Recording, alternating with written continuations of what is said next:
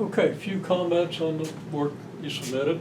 12.3, number 56, you have, well, you know what you have, cylinder and an ellipsoid, and you want the area of the ellipsoid inside the cylinder.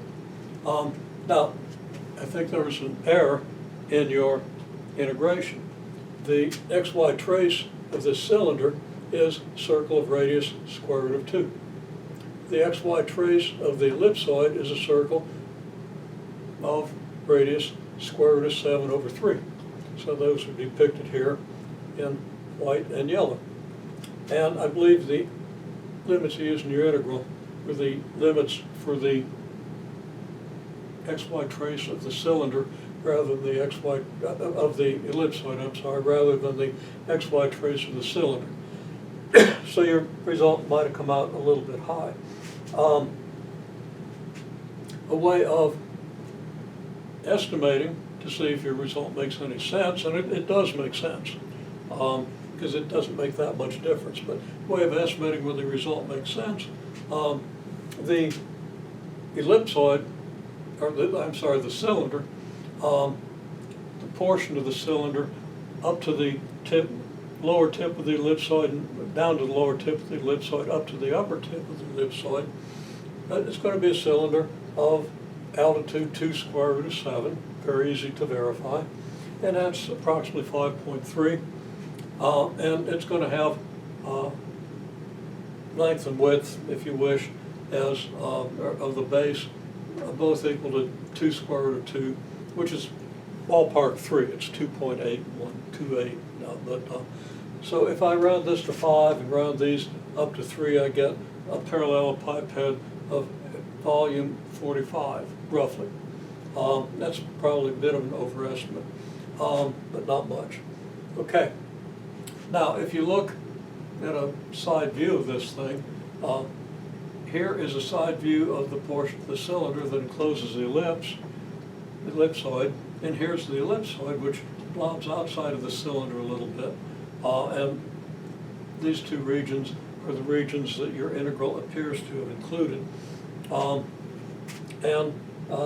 You're missing these corners, and those corners are bigger than they look in proportion to the entire volume, because, of course, when you rotate this around, these become kind of beveled donuts with more area than it looks like they'd have here.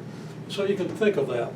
Just think about that and see if your answer makes sense, and maybe correct this. Okay.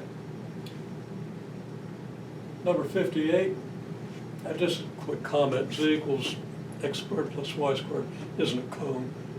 It's a paraboloid of revolution, but not a big deal. A circular paraboloid, whatever. Okay, 12.4. And you set up the integral, you did everything right, it totally agrees with a simpler result. Now, I want you to do the integral.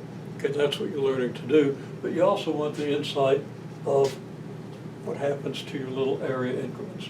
And in this case, you have a plane, and you're trying to find the surface area of a portion of that plane in the first octave. And your intercepts are 4, 0, 0, 0, 0, 2, 0, 8, 0. Okay? Now, the area of the XY projection of this thing is 16. It's a, if you wish, a 4 by 8 right triangle with area of 1/2, 4 times 8, 16. Half the area of the rectangle that you have down here. Okay.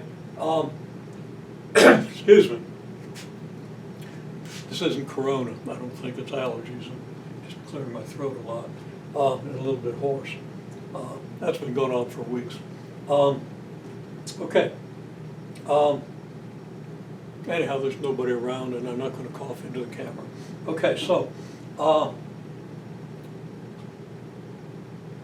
your normal vector to this plane is 2i plus j plus 4k, which is very straightforward. I assume you recall what you did with planes and normal vectors and equations of planes. Now, if you sketch that normal vector with the k vector, it's clear that a normal vector makes a certain angle with the k vector. And the ratio of this normal vector to this projection onto the k vector is just magnitude of the normal vector over the magnitude of the dot product of the normal vector with k. Also very straightforward, very intuitive, based on what we did a couple months ago. And that's square root of 21 over 4. Now, the surface area to the area in the plane is in the same ratio as this hypotenuse to this projection. So the surface area over the area, this area 16 down in the plane is this, so when you multiply this by your 16, you get this result, which you have correctly got by the integral. Okay.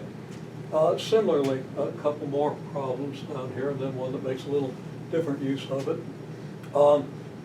You had on number 13, you essentially had a cylinder in the first octave, okay, up to, from the x-axis up to y equals 2. And you want the surface area of that portion of the cylinder. Well, as you know and as you sketched, and you did everything right, just checking your answer here, and the integral was well set up, so everything was good. This has an area of 4. The base has an area of 4. Now, the ratio of the curved surface, the area of the curved surface to the area of the base is the same as the area of the arc of this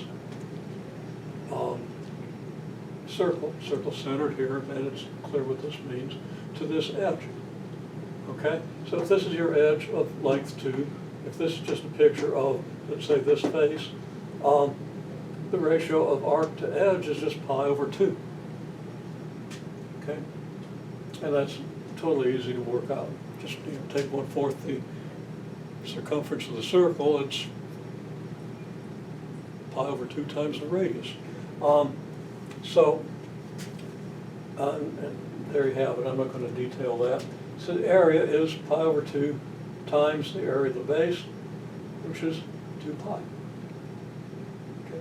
Again, using the idea that the surface area is in the same ratio to the area of the base as this arc is to this length. Okay, number 14. You have a cylinder, side view of a cylinder being cut by a plane. In this case, the normal to the plane is I plus j plus k. Okay, because I'm not sure how that was given. I think it's just x plus y plus z equals something. So there's plane. There's your normal vector, there's your k vector. And every small increment of area has the same normal vector, so that if you take, again, this fact that the surface area over the area of the projection for any increment is the magnitude of the normal vector over the magnitude of n dot k. I didn't put absolute value signs around that because it's positive. Officially, you've got to have the absolute value signs. So you find that this ratio is a square root of 3, very simple from the triangle. If you just think of the triangle. Or if you just do the dot product, whatever. So you take this times pi times 4 squared, since the cylinder has radius 4. The area of the region down in the xy plane is pi times 4 squared, 16 pi. Just multiply that by your square root of 3, and you get the same answer you got by doing the integral. Again, you're not supposed to shortcut these, but you want to really understand and keep in mind how this works with every surface area increment when you're doing an integral of a more complex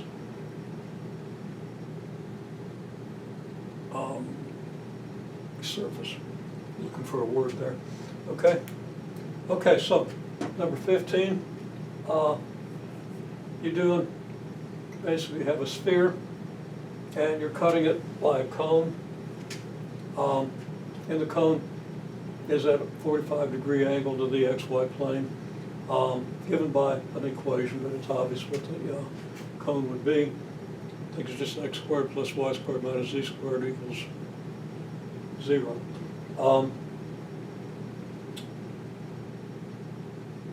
What I'm looking at here is again, this increment, which varies now from point to point, just to get an estimate of what the area of these caps up here and down here ought to be. Okay? So here, your normal vector is parallel to k, so your magnitude of n is the same as the absolute value of n dot k. So that ratio is 1, meaning that for any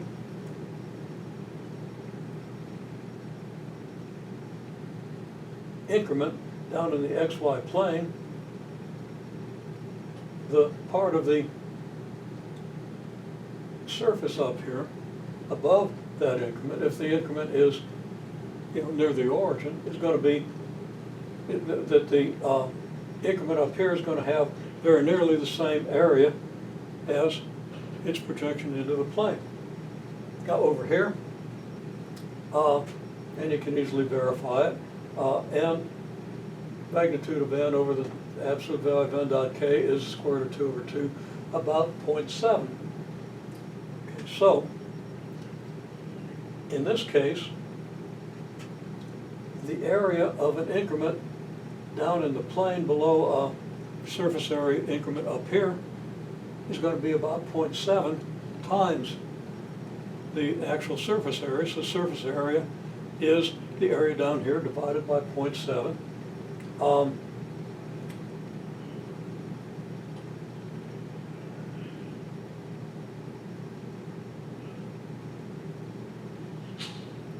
And I wrote something wrong here. I was estimating some. And actually, what I wrote was the average of n over magnitude of n dot k dA.